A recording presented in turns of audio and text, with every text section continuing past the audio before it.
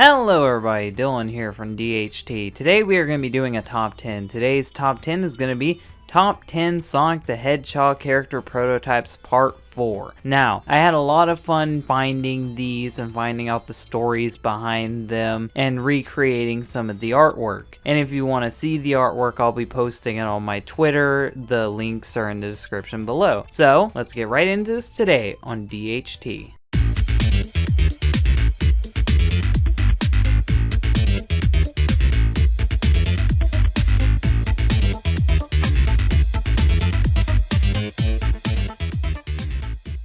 Let's start with number 10. Number 10 is Dr. Eggman. Now, this Dr. Eggman from Sonic the Hedgehog 1, and he looks very odd. He looks very similar to the Dr. Eggman we would get, but there's two things that are quite strange with him. For one, he has like a one-piece bodysuit with a collar when normally he wears pants with this suit. The suit has a weird bumblebee look to it, but the collar is blue. These colors seem really odd together, but it does make his getup very unique. Now, the main thing that's odd with this Dr. Eggman is there's a bigger bad guy behind him just staring over him. So is Eggman his lackey? Are these two villains working together or competing against each other? I'm just really interested to see where this Eggman was going, because it really doesn't seem like that this guy is the main villain here. So from his weird bumblebee getup to the fact that we can't confirm he's the main villain, this weird prototype Eggman is really interesting, but because his design looks similar to the original Eggman,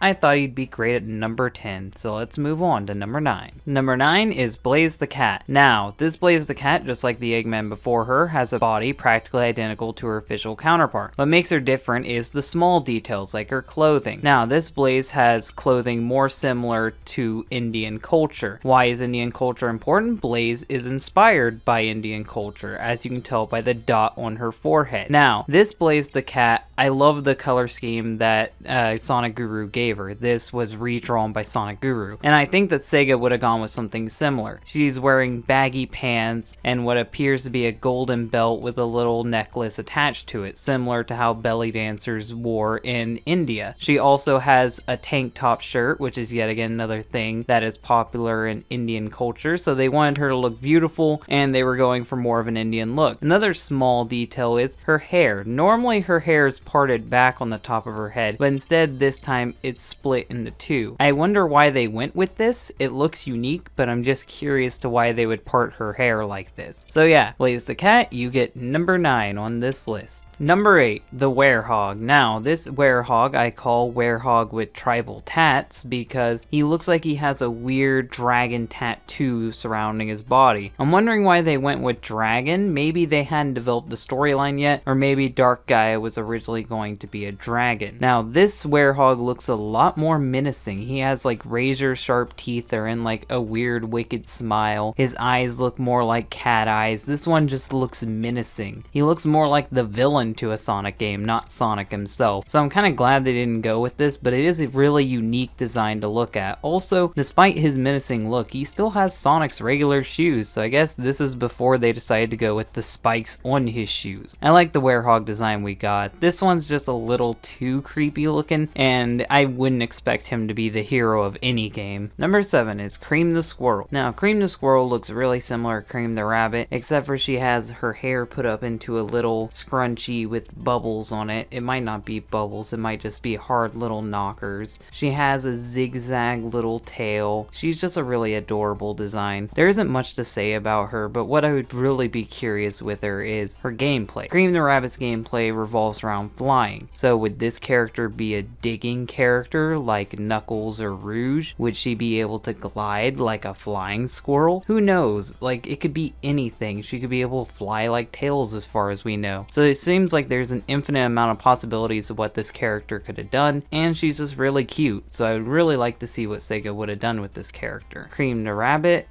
I would prefer Cream the Squirrel. Let's move on to number 6. Number 6, Splats the Rabbit. Now, Splats the Rabbit is a badnik that was scrapped from Sonic the Hedgehog 1. He would have a little spring on his body and he would hop around trying to stop Sonic. This seems all good. Why didn't he get in the game? Well, that's the complicated part. He did get in the game. Sega coded him, he had a sprite, it's in the game, and you can even put it in with debug mode, but for some reason, they just decided he didn't need to be in the final product. And what's even stranger is, they put him in promotional material, the comics, and they even made a toy of him in Japan.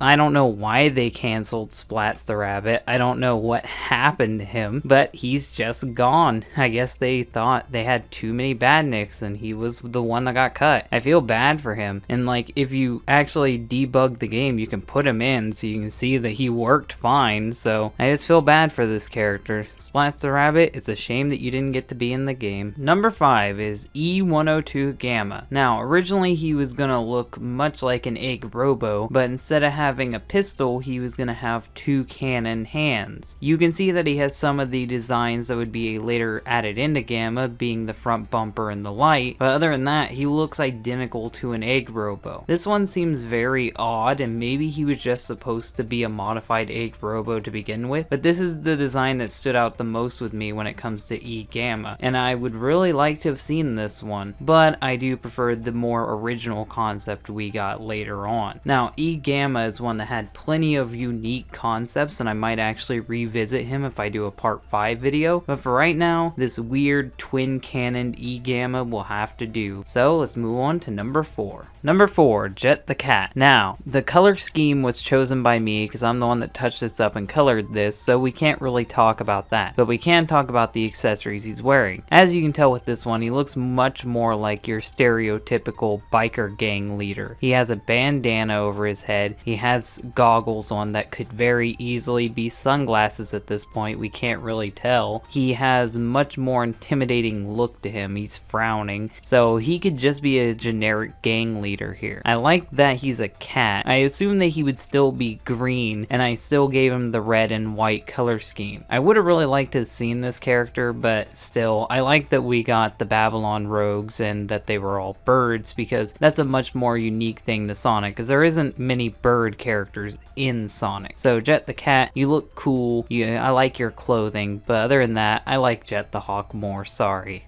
Number 3, Rouge the Bat. Now this Rouge the Bat looks radically different than the one that we're used to. This Rouge the Bat was redone by Nibrock, so if you want to go check him out, go look him up. He makes great 3D renders. This pose is why I decided to make this part 4 video. Now, she looks really different compared to her main counterpart. She has an earring in her ear, she has little spikes of hair coming down in front of her face, she has a much more punk look to her, and I really like that look. Her wings are also jagged and spiky, and it has little spikes on the tips. It looks really cute for her. She doesn't have as big of boobs as normal, and that seems odd to me, but it does look like she's going for much more of a punk or tomboy look to her. She's wearing like a weird Laura Croft get up, how she has like a tank top shirt and short pants and boots. I would have really liked to see where this character was going. I like the rouge that we got, but I don't know. I'm willing to consider taking this rouge. She just looks a lot more unique than the rouge that we got. But oh well, I'm happy with what we have. Let's move on to number 2. Now, number 2 is Metal Sonic from Sonic Extreme. Now, this Metal Sonic, the reason why I like him is he takes influence from all 3 robot Sonics that came before him. He has the spiky look to him like Silver Sonic from Sonic the Hedgehog 2. He has the visor Mecha Sonic from Sonic 3, and he has the overall feeling of Metal Sonic from Sonic CD. Now, this one was definitely intended to be a